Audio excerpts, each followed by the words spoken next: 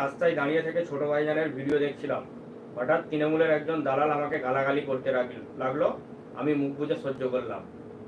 কি বলবেন? আমার ওই ভাইকে বলবো ধন্যবাদ। আপনার আর টিএমসির ওই লোকের মধ্যে পার্থক্য এটাই যে আপনি আইএসএফ করেন আর সে টিএমসি করে। তার পার্থক্য এটাই, কেন মুখে ভাষা আপনারও ছিল, কথা আপনারও ছিল।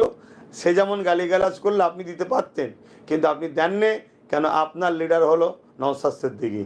আর টিএমসি দিচ্ছে কেন তার লিডারকে স্বাভাবিক তার ব্যবহারে পরিচয় লিডারেরই অপমান হচ্ছে।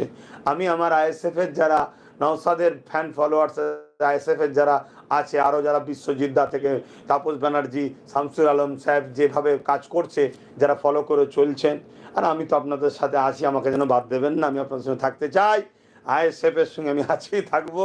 তবে এই ব্যবহার আদর্শ থাকলে আমি আরও খুশি হব। এভাবে ধৈর্য ধরুন। আমি আমার ভাইকে বলবো, ধৈর্য এমন একটা পাহাড়, পৃথিবীর কোনো জালিম ধৈর্যের পাহাড়কে ভাঙতে পারেনি। ধৈর্যই বিজয় আনে।